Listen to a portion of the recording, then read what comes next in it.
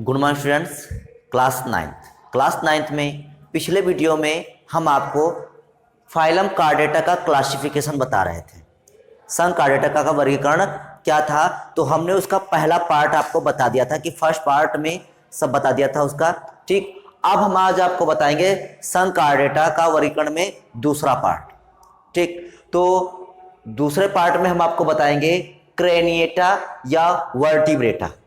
आज हम जानेंगे क्रेनिएटा या वर्टिब्रेटा क्या होता है।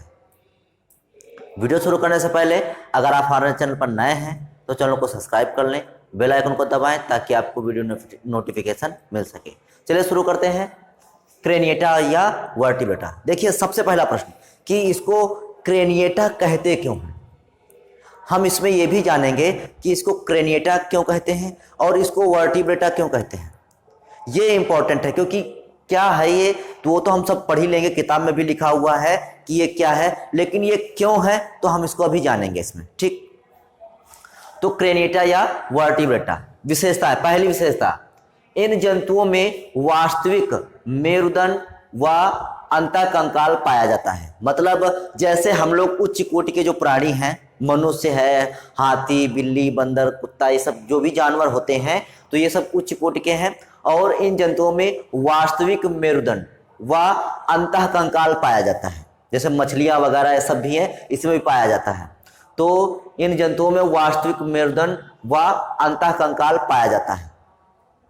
अगला, इनमें तंत्रिका रज्जु का अगला भाग मस्तिष्क बनाता है। मतलब जो तंत्रिका रज्जु होते हैं वो मिलकर अगला भाग, शरीर का अगला भाग क्या बनाते हैं, मस्तिष्क बनाते हैं। और इसके चारों ओर कंकाल का आवरण होता है। जो अपना लोग मस्तिष्क होता है, मस्तिष्क के ऊपर एक हड्डियों का आवरण होता है। ठीक, जिसको हम लोग कपाल बोलते हैं। क्या बोलते हैं, कपाल बोलते हैं।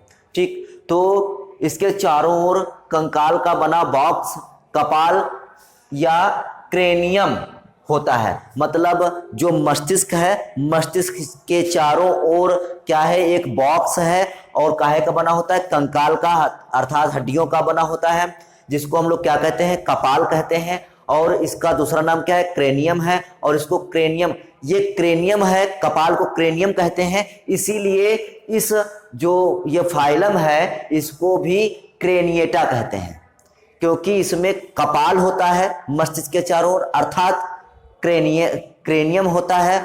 और क्रेनियम होने के कारण इस फाइलम को क्या कहते हैं, क्रेनिएटा कहते हैं।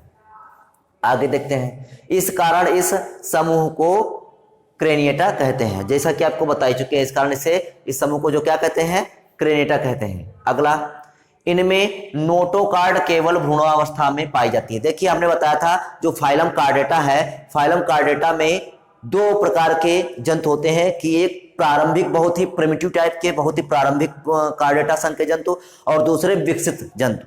तो जो प्रारंभिक टाइप के कार्डेटा संघ के जंतु होते हैं उनमें क्या होता है कि उनमें रीढ़ की हड्डी नहीं पाई जाती है, बल्कि उनमें रीढ़ की हड्डी की जैसे नोटोकार्ड पाई जाती है। जबकि जो उच्च कोटि के विकसित जंतु होते हैं कार्डेटा संघ के, तो उनमें क्या बोलते हैं, मेरुदंड या रीढ़ की हड्डी पाई जाती है। तो वही है, इनमें नोटोकार्ड केवल भ्रूणावस्था में पाई जाती है। मतलब जो उच्च कोटि के कार्डेटा संघ के जंतु हैं उनमें नोटोकार्ड होगी, लेकिन कहाँ, केवल भ्रूणावस्था में। जब वो भ्रूणावस्था में होंगे तब उनमें जो नोटोकार्ड पाई जाएगी। आगे, वयस्क में नोटोकार्ड के स्थान पर अस्थिल कशेरुकाओं से बना कशेरुक दंड या मेरुदंड होता है।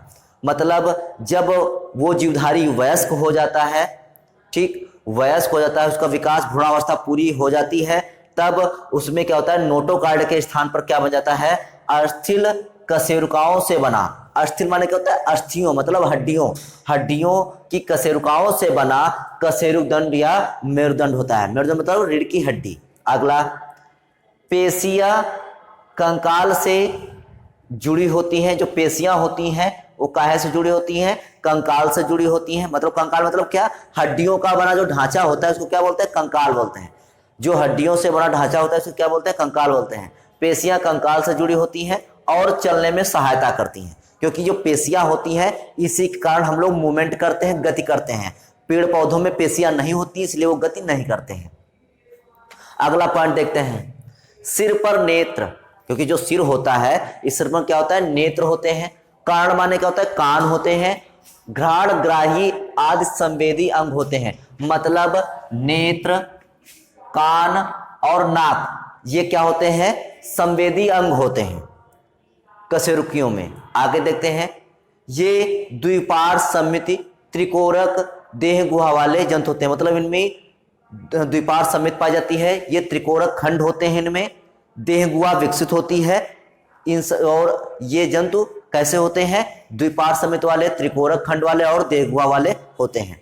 अगला, कशेरुकी जंतुओं को 6 वर्गों अर्थात 6 क्लासों में बांटा गया है, मतलब इस फाइलम को कितने क्लासों में बांटा गया, 6 क्लासों में बांटा गया है।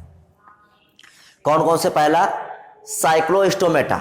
साइक्लोस्टोमेटा, जो साइक्लोस्टोमेटा होते हैं इनकी अलग विशेषता होती है, इनका जो मुख होता है वृत्ताकार होता है, ठीक, तो हम इनको भी जानेंगे साइक्लोस्टोमेटा क्या होते हैं। दूसरा आता है मत्स्य वर्ग, ठीक, मछली वर्ग, फिशेस पाई जाएंगी इसमें, सभी संसार की जितनी भी फिशेस हैं, मतलब जितनी भी मछलियां हैं वो सब इसमें आ जाएंगी।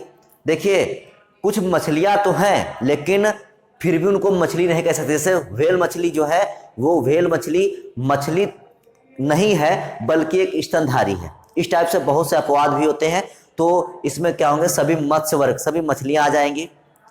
अगला उभयचर वर्ग, अर्थात ऐसे जीवधारी जो स्थल और जल दोनों पे रह लेते हैं उनको उभयचर बोलते हैं, तो इसमें उभयचर आएंगे। सरीसृप मतलब जो जमीन पर रेंग के चलते हैं, जैसे छिपकली है, सांप है, तो सब सरीसृप में आ जाएंगे, ये सब पूरा जानेंगे हम लोग। पक्षी वर्ग, जितने भी संसार के सभी पक्षी हैं वो सब इसमें आ जाएंगे। जैसे कुछ पक्षी होते हुए भी पक्षी नहीं होंगे, जैसे चमगादड़ है, लेकिन चमगादड़ को हम पक्षी नहीं कहेंगे क्योंकि वो स्तनधारी है, तो इसलिए हम उसको मैमेलियंस कहेंगे। तो इसमें हम सभी पक्षियों की विशेषताएं पढ़ेंगे। फिर अगला स्तनधारी आता है, तो स्तनधारी में हम सभी स्तनधारी जो जंतु होते हैं उनको जानेंगे, तो इनको हम अलग अलग से पढ़ेंगे, सभी ये इनकी विशेषताएं अलग से जानेंगे। तो हम यहाँ पर इतना ही जान लेते हैं कि जो आपका वर्टिब्रेटा है, वर्टिब्रेटा को 6 क्लासों में बांटा गया है और ये 6 क्लास हमारे हैं जिनकी विशेषता हमको अलग से पढ़नी है। तो यहाँ पर हमने समझ लिया कि वर्टिब्रेटा क्या होता है। उम्मीद है कि टॉपिक अच्छे से समझ में आया होगा आपको। फिर भी अगर कोई दिक्कत लगती है तो आप कमेंट करिए, पूछिए, हम आपको बताएंगे। तो आज के लिए केवल इतना ही, बाकी नेक्स्ट वीडियो में, तब तक के लिए जय हिंद।